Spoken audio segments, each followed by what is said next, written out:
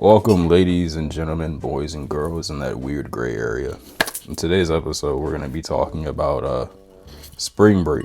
Now, as many of you know, spring break is on its last day. It ends today officially for a lot of people. And there's a lot of narratives flying around the ether about spring break. And many of them lead, of course, into the territory of anti-blackness, because it wouldn't be a day on earth without some anti-black sentiment being proliferated throughout the media and the ethos and consciousness of the people of the globe. You know, anti-blackness is as prevalent and as natural to society as rain is. It's never gonna stop. It's only a matter of how bad it gets, and never a matter of if, but only when. And sometimes it's persistent and ubiquitous. In fact, every time it's persistent and ubiquitous, it just comes in more subtle forms some days, and more overt and abrasive forms the next. We know this. And so the narratives around spring break lately, well, it's really brought out the raccoons and the intellectually deficient. It's just the sheer haters. Let's get to it. This dude right here. That's probably like the worst take imaginable. Let's get to it. I'm not gonna lie, bro. If you ever wanted to know why racism is still a thing, why stereotypes continue to get put on black people, look up Houston's spring break. Look up Daytona Beach during spring break. These are the same people who will complain about racism. Oh, it's the white man's fault, it's the system's fault. Wonder why they treat me this way. Whole time acting like this. The same people who want to stop racism are the same people who are still acting like the stereotype. It is not good, bro. I'm not even gonna get on the fact that he just projected his sentiments about people wanting to stop racism onto the entire black race. That may sound absurd, but when you really think about it, most black people are not like actively fighting against racism. I'm not saying that they want it to occur, but most black people, especially people who you would stereotype as like being YNs and things like that, are not out to fight the power structure, right? So to say that they're complaining about racism when they're literally just college students having fun. But also, let me get into the nitty gritty of it, because it's a shame that one can be so crass to infer that a bunch of college students walking on a beach justifies racial stereotypes, those same racial stereotypes that have been used for quite literally centuries to engage not only in institutional racism, not only to justify and codify in law and in legislation, but also to create this atmosphere, this ethos of anti-blackness that is proliferated throughout the globe, which is often built on exploitation and murder and abuse of black bodies, primarily black youth. So when you have black people who are saying stuff like, oh, this justifies the stereotypes, and even non-black people who say this justifies the stereotypes existed before black people even had the freedom and agency to even create the aforementioned stereotypes, because of the fact that they didn't even have the freedom to go on beaches and boardwalks or even commit crime in the first place when they were in bondage. In fact, the only crime they would have committed would be freeing themselves, because slavery was codified in law. And so the slaves who dared to liberate and emancipate themselves were indeed criminals. Does that mean that they were bad people, that they were morally bankrupt or deficient or corrupt? Not at all. They shot Dr. King for wearing a suit. They shot Malcolm X for speaking the truth. They did unspeakable things to Thomas Sankara and other revolutionary Pan-African leaders. It's a shame that you have your own kind who are willing to betray you, betray us, for the opinions and approval of people who hate us. Like I don't get that. Like, that's a really low IQ, low self-esteem disposition to have. And quite honestly, people like that ought to be ashamed of who they are as individuals. It's a shame that they can even call themselves conscious beings. I want to make it abundantly clear that there is absolutely no justification for racism. As I mentioned before, these stereotypes are what lead to the deaths of countless African Americans, including but not limited to young children such as Tamir Rice, Trayvon Martin, etc. They create this concept and they reinforce it through media narratives and repetition. It is literally programming that is not rooted in reality. And so when you feed into this narrative that, oh, it's justified, it's okay, because look at them. Look at all these young black folks walking on the beach looking menacing. Shut up. You're not helping in any regard. What do you genuinely gain from that? Who are you helping by saying that racism is justified? Does that actually help out the black community? Or does that just reinforce the sentiments of the people who hate you? Then they're going to delineate and discern, oh, well, you're not one of the bad black people, you're one of the good ones. They're they're gonna say that, they're gonna see you all as the same thing. You feel what I'm saying? Then again, you're looking for the approval from a race of serial killers and serial rapists, as though somehow, some way that has some moral weight and value. Like, what are we talking about? But what you have to understand is that spring break is it's just like a 1 to 2 week vacation from school after midterms for students to unwind and just relax. And what you see with a lot of this stuff is that when black people, primarily young black people, black kids is a bit of a umbrella term for this one, but let's just say the black youth, right, want to go out and have fun, suddenly it's a national emergency. And I am not joking. Sometimes you will see large amounts of law enforcement out there treating them like they're Al-Qaeda. The whole time it's just Daquan and them walking on the beach with white tank tops and some Jordans, and people think, oh my God, they're here to cause trouble. I've never, ever seen a scenario in which a large group of African American individuals go to an environment with the intent to cause harm to the masses of said environment. Usually it'll be something dumb. Somebody gets hit with a stray because motherfuckers was beefing.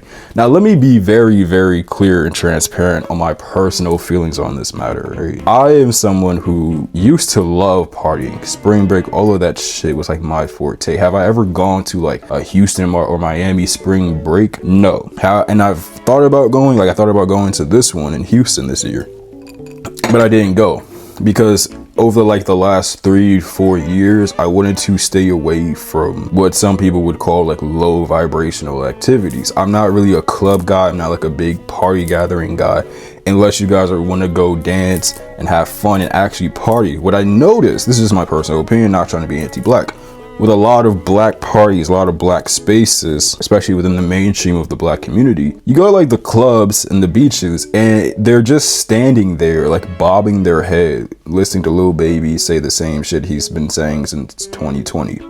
They're listening to the same twerk music and all of that. Now, on paper, is it a bad thing for society? Absolutely not. There are actual terrorists and PDFs and Israel that you have to worry about, right? So I'm not gonna tweak because, oh my God, some fucking 19, 21, 22-year-old are out there walking on the pier, you know, just doing what the fuck they do. But the reason why I stay away from stuff like that is because I have been in situations, 3 in particular, where I've had guns pulled on me at these types of events. But that's not what deterred me, believe it or not. I actually kind of lived for the thrill of stuff like that, at least in the past. I'm a bit of an adrenaline junkie. But it was more so the fact that I didn't really profit from it. Not necessarily monetarily, but like spiritually and psychologically and emotionally. Like once you've been to one of these parties, you've been to all of them, you start to see how they all go. Now I went to college, and so I experienced that type of stuff firsthand, which is why one of the reasons why when I did parties, my goal was to get that shit turned up. There wasn't no wall hugging, there wasn't no standing around, there wasn't no aura farming unless it was me, because there wasn't none of that, right? It was always going to be turned, it was always going to be lit, we were always going to be drunk. I don't smoke, so it was always, people were always going to be drunk. Turns out having a good time. All of this standing around and stuff like that, and everybody thinking they're the main character, all that new gen shit, I never fucked with it, because when I first touched down in college and I saw that shit at parties, I said, what the fuck are we even doing? I was sold this vision of college that was really rowdy and lively, like the stuff that you be seeing in them white boy movies, them white boy flicks, you know, like what's that one movie? I think it's like Project X? What's that one movie? Is it Project X? Yeah, I wanted stuff like Project X, you know what I'm saying? I wanted stuff like that. Like my homeboy went to a PWI, right? And they would be there.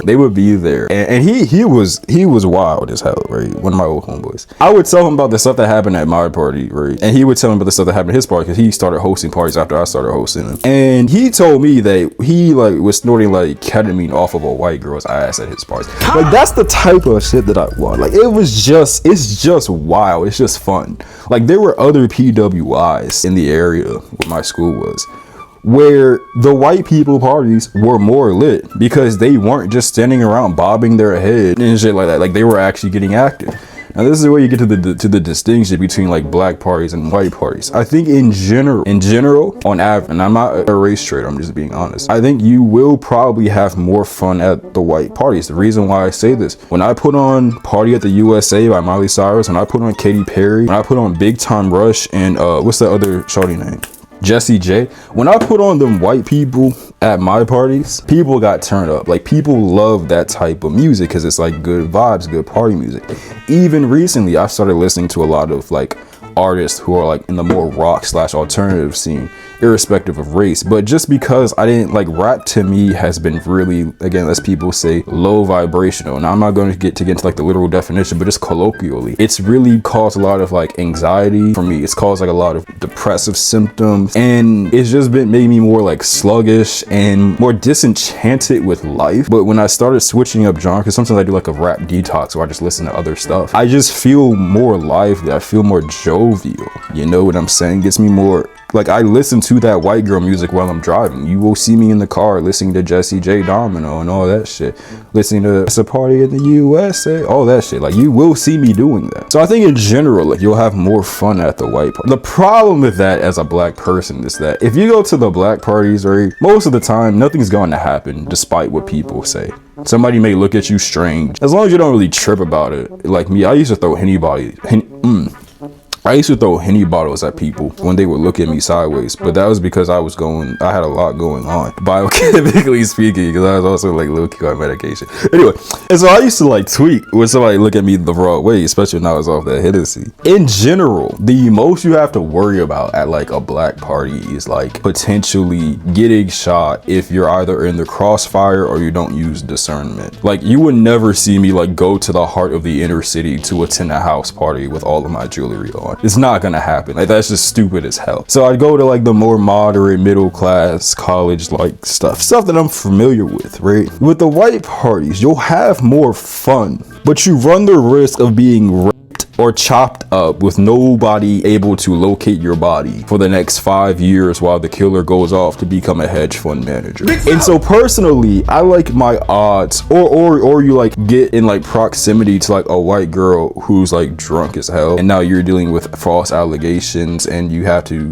you know, fight for your life in court, even though you just happen to be in the same room as a white girl who was crying when she got too drunk. You know what I'm saying? Like, for the women in general, you have to worry about somebody slipping stuff in your drink. My question when it comes to stuff like this is, why is it, and we know why, but why is it that when black people are having fun and you have a few belligerents, suddenly you're all confirming the stereotypes, right? But we never ever talk about stuff like this within the white community. You know what I'm saying? Like, it would make more sense, it'd be more prudent if we generalize all white people based off of their crimes than we did black people. Because, you know, with black people, not only is a lot of the crime quite literally manufactured by the CIA and other government apparatuses. What is it, 2014 study decided that 81% of people convicted for sexual offenses that year were white, which right? So it's like, are they confirming the stereotypes too? Like, people over here talk about black fatigue again, and then you have the Epstein files. Like, what are you doing? Like, you found out a month and a half ago, or had it confirmed that, because many of you already knew, that the world was run by white male PDFs, but you're over here mad about black kids watching fucking kids on spring break. The priorities just are not there for people. You know what I'm saying? Where's the next one? And then people going back to talk about, oh, black fatigue. These are the same people who were asking, where are all the black people during recent protests and rallies and stuff like that? You had Hispanic people saying, where are the black people? Black people, come save us. You had white people talking about, black people, it's up to you guys to save America. I'm not joking.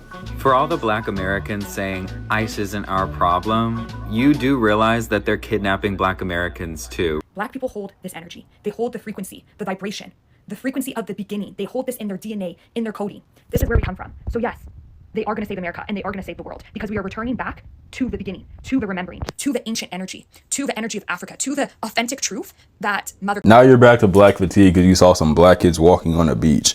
Is it stupid to just go to a beach and not even have fun? Yes. Like, I remember the first time I went to a pool party, right? It's automatically going to be all black because that's where I live. I went there with my homeboy and some hoes, right?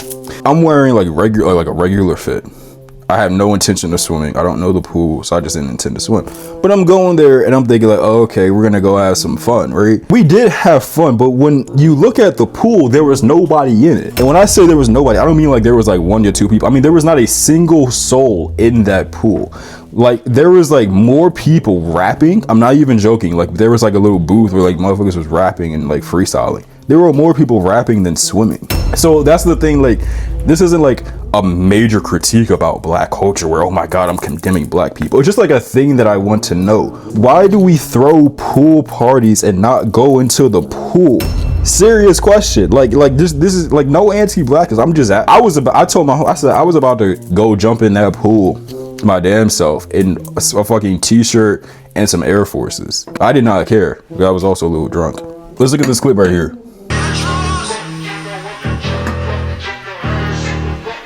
True that, you making noise, bro. This is what people are complaining about. This is the type of stuff that's making people say this is why black people are getting the stereotypes.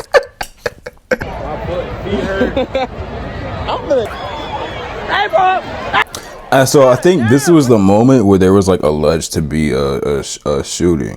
Unsanctioned events expected this weekend. City officials are working to keep the beaches safe. West 2's Pamela Combe explains the youth curfew and what locals have to say in response. Thousands of people flooded Daytona Beach for an unsanctioned event last weekend, leading to chaos in parts of the city.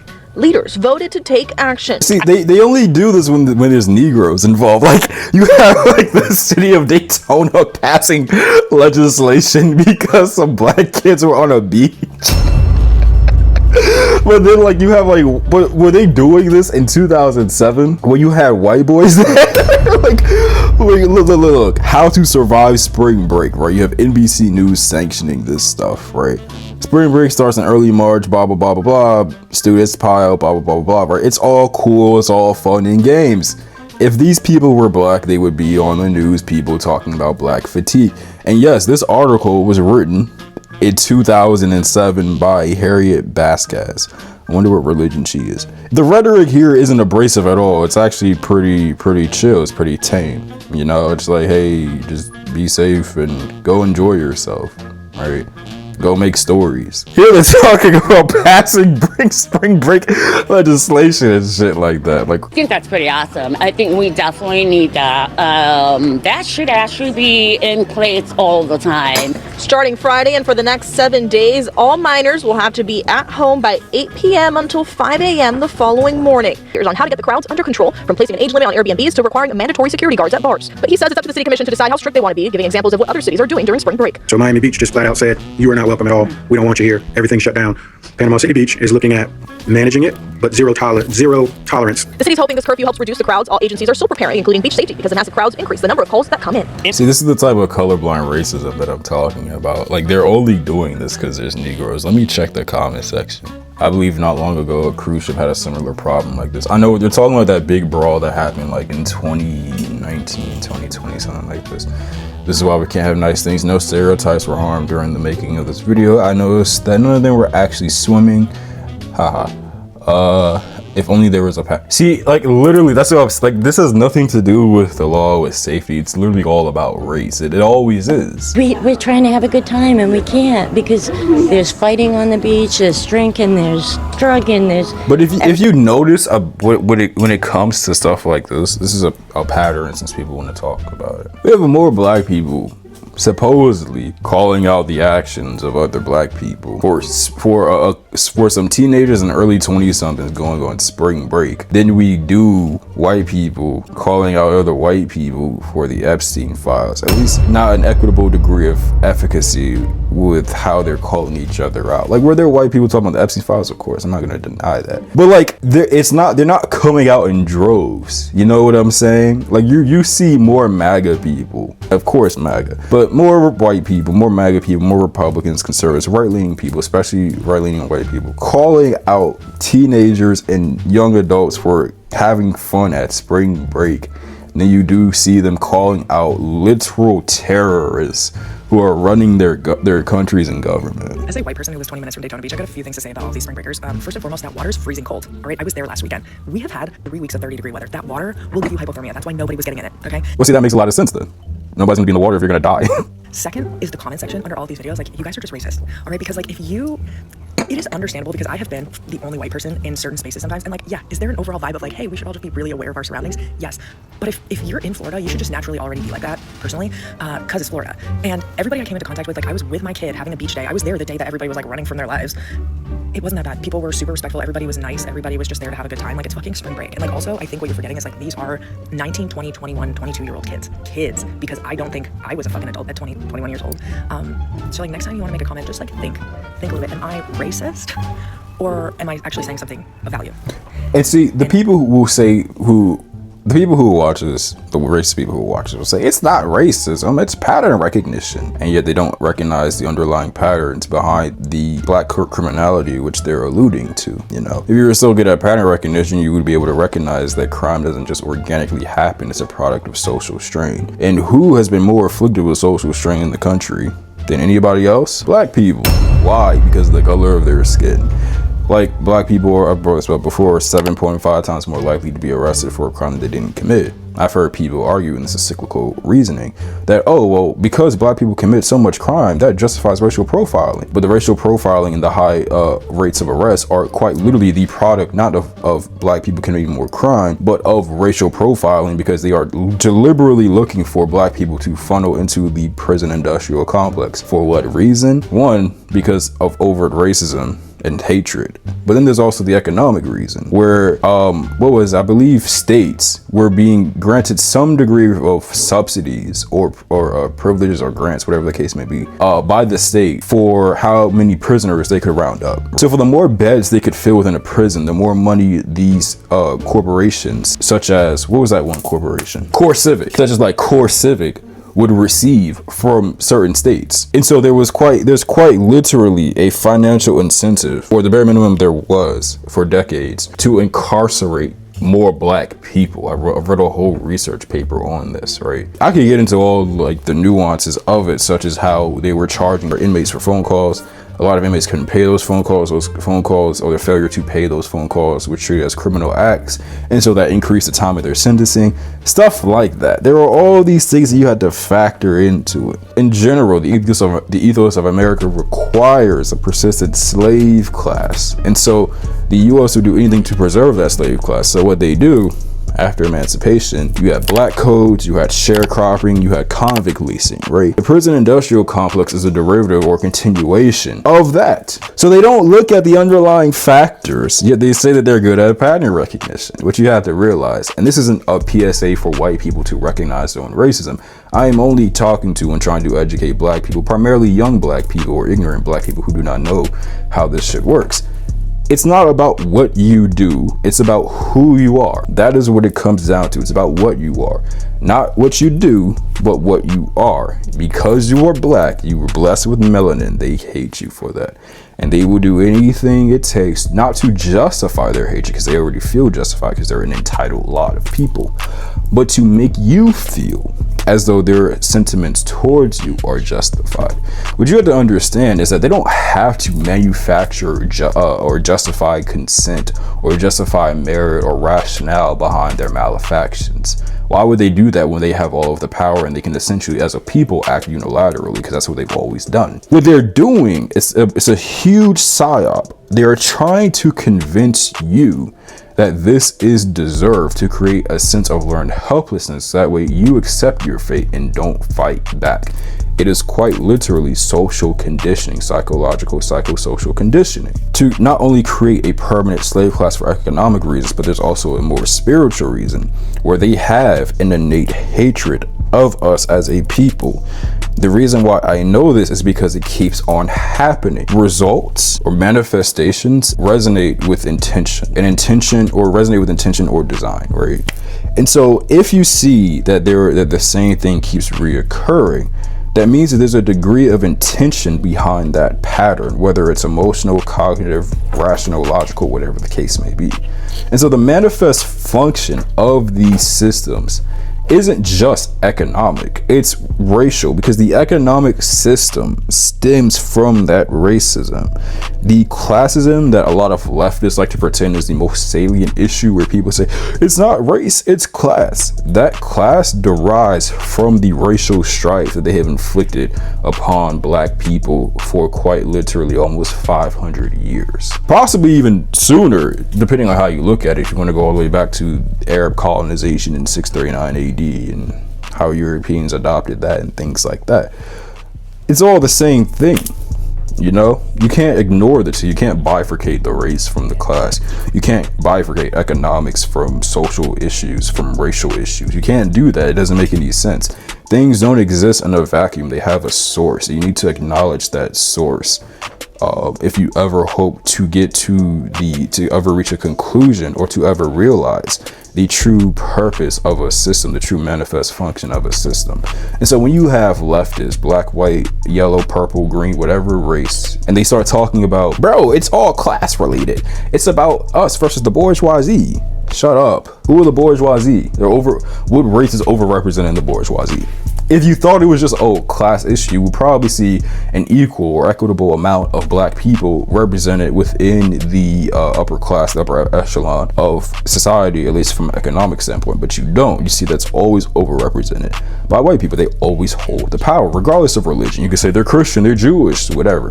They're Zoroastrian, they're Muslim, Islam. What? It doesn't matter. It's still white at the end of the day. So stop looking at it like as a class issue, and look at it as a racial issue, and everything becomes far more clear, because race supersedes everything else. That's why, I forgot which president it was, said that if you can convince the poorest white person that he's greater than the greatest black person, you can continue the system. Something along the lines, I'm paraphrasing. But that's the general ethos right there. They don't give a fuck about money. Money is just the means of control.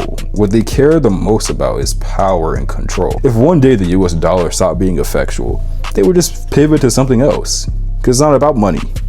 It's not about money. They have no allegiance to money. They have allegiance to power, to domination, to hatred. That's what they do. That's why you always see this type of hatred. It pops up everywhere. We could go leave the planet Earth. They would still find us. We could take all the black people, put them on another planet, right? They would still find us and try to colonize us. That's how they operate.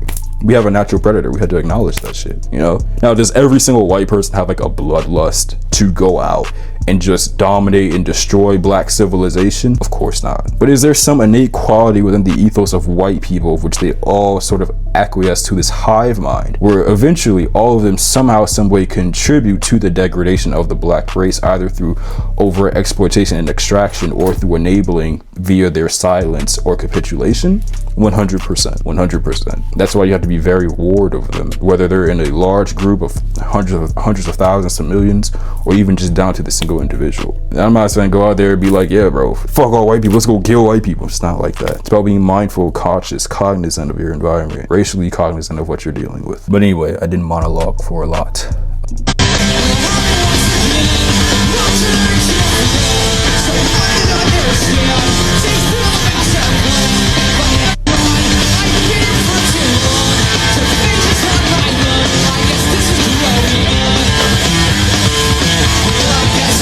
Course tonight. I wonder if they call the police for these folks.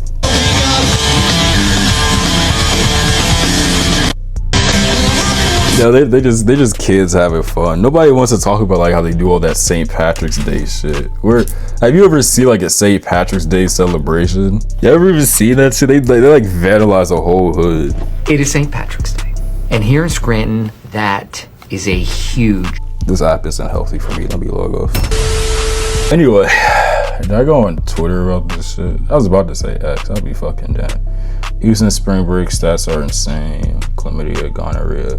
Yeah, I'm not gonna lie. There is like a big like STD issue. Like if you went to spring break in Houston, let me know. I know people who went there. You know, the whole STD, STI epidemic is very serious. People genuinely lose their lives over that shit. You know, you have to be careful with who you stick it in. And I'm just gonna speak for the men right now. Somebody else can speak for the women. I don't represent that demographic. I don't want to be one of those people, but like, use a condom, bro. You go to Houston, if you know you don't have good discernment, use a condom, bro. You know, use a condom. You have to. You don't. Most of you don't have good discernment. Most of you don't know what you're doing. You gotta wrap it up. You know, you can't just be out here slinging shit with an Atlanta shorty. You sound stupid. Why would you do that? Yeah, bro. Oh yeah, I met this shorty. She's from Atlanta, and you decided to smash. Like, you decided to smash. What do we do? How do you? Are you sure she's a woman? You know what I'm saying? Like, that's another thing you gotta worry about. Now, I'm not gonna make fun of people for that. Like, that's a very serious issue, you know. And you have to be protected. Again, you have to be warded of stuff like that. In honor of spring break and all y'all going to Houston, I'm going to tell y'all what the STD rate has been from 2025 to 2026 in case you decided to go out there and hunch. Yeah, this is real. Okay, syphilis has surged all the way up to 79% in the year 2025 leading into 2026. HIV has surged and increased in 17%. Gonorrhea, chlamydia has surged 32%. And the ages are from 15 to 24 years old with that. All the hot spots, where they're saying like the main sources of these STDs are coming from: Montrose, downtown, OST, South Union area. The demographic is Black people, Hispanics, whites, ranging from the ages 15 to 35. Yep, the youth. It's always the youth. Yeah, so if you went to Houston for spring break, I hope you didn't hunch nobody out there. Thank you. Have a good day. My Hold up. girl card revoked because I don't feel bad for any of the women that fully knew the consequences of having protected or unprotected sex on your Houston spring break trip, and you're fucking niggas that you don't know. And mind you, the niggas is plural. You're fucking around. You didn't think that you were gonna be itching and burning. And apparently I'm getting my girl card revoked. No, it's like accountability is something that people of all stocks and backgrounds are allergic to, especially with the female demographic. But my whole thing is this, right? I completely understand being blindsided by somebody, especially someone you trusted. Y'all be out here, like you said, fucking motherfuckers you don't even know. You don't know these person from a can of paint. But you out there, you know, it's like, don't get me wrong, I've understood the frivolity of sex. Like, I've been there. I have. When I was younger. And by younger, I mean, like, like 19, 20 years old. So it wasn't that long ago. No. A few years ago. I understand that. I've been there, and I won't even discourage it actively, but I always use discernment. So like, I never did it with a shawty where like I knew or I had like a feeling that she got around, that she was trifling or unhealthy and stuff like that. Me, I'm the type of guy, and I've said this to people before. If I don't know you, I'm not going to get aroused by you. People will say, oh, that's sapiosexual. I don't give a fuck what the label is. If I don't know a shawty, and when I say no, I don't have to know you for 10 years, 20 years, whatever. I've even been, damn, 20 years is crazy. I haven't even been around for that much longer. But I have to understand you. I have to have an intimate knowledge of your background. And for me, as someone who has strong intuition and a healthy degree of discernment, it's easy for me to get to understand and know people. Because to me, people are kind of transparent, but that's just a whole different topic that I'll get into. But it's linked to the pattern recognition and the precognition aspect of my psychology. So I can get to know people fairly easy. Like I could tell from the jump, oh yeah, you're a virgin. I could tell, oh yeah, your childhood trauma. I can even tell if people have siblings or not. And I'm not even here to toot my own horn. I'm just speaking the facts of my capabilities. So if I get like the feeling that something is wrong with you, I'm not going to pursue that. Like we could be cool, you may be friends, but I'm not going to pursue that. All this is in principle, mind you. I don't do this anymore, but all this is in principle. I started realizing this back in like high school, well actually middle school, but it stuck with me to my age right now. What I find is that a lot of people, especially young men, allow their lust to get the better of them. The reason why I kind of find it pathetic in some regards is because for a young man to be unable to control his lust is expected. But what you have to understand is that young women are always going to be more aroused and horny than you are. And so if they can hide it, if they can operate surreptitiously with their desires for sex, why is it that you guys have a hard time with concealing yourselves? Well, there's a socialization aspect, self-control. You're not socialized to be controlled. You're socialized to try to get whatever you want, not necessarily through violence or force, though that does happen a lot of times. But you're conditioned to believe that to some degree as a male, your value is tethered to your ability to bag hoes. Your value is is tethered to your sexual capabilities. And I'm not going to say that that's not true on the social stage, but I think that value, and this may seem like some kumbaya Buddha nonsense to a lot of people, but it's just the facts. You have to create your own perception of value, otherwise you'll become a slave to the world. If your value is tethered to external sources, you're always going to be at the whims of external sources. You're going to operate at the behest of people who don't know you, who don't have your best interests at heart. You're going to circumvent your identity for fitting into the broader society, which is rife with idiots who have no self-awareness, no self-concept, and no perception of reality. And so you're going to subvert and acquiesce your will, your desire, your spirit to fools. And for what? Like, what do you actually gain from that? And again, I understand the biology, I understand the biochemistry behind it. So this is why I'm not going to condemn people outright for that. But what you have to understand is that once you become aware, you have a higher degree of culpability, because now you know what you should and should not do. And it's not always easy, because we reconcile with the emotional strife, the emotional dissonance of choosing better when we want to do worse. And oftentimes we want to do worse because it feels cathartic, either because of the literal physiological symptoms and the release that you get from it, or the conditioning through repetition, where you've been conditioned to believe that particular action leads to the outcome that you want for your life. So there's a lot of social psychology behind that, and I won't discredit that, but you have to be aware of that. You have to be cognizant of that, and that's where you have to kind of transcend your humanity and your instincts to become something better. Otherwise, you're going to continue to be a slave to your emotions. And you can't do that. You can't get anywhere in life if you're a slave. Like, if you're always beholden to someone or to something else, whether it's a human, whether it's an occupation, an identity, or even an entity, then you don't have autonomy, you don't have free will. Your thoughts are not your own. You're not in control of them. So the trick is to not identify with your thoughts and emotions, but to identify with the self, which is beyond those thoughts and emotions, which is beyond identification. Little psycho-spirituality coming into the fray. You are not your thoughts. You're not your desires. That's what people have to realize, especially for young men. Otherwise, you're going to continue to fall into these traps and repetition.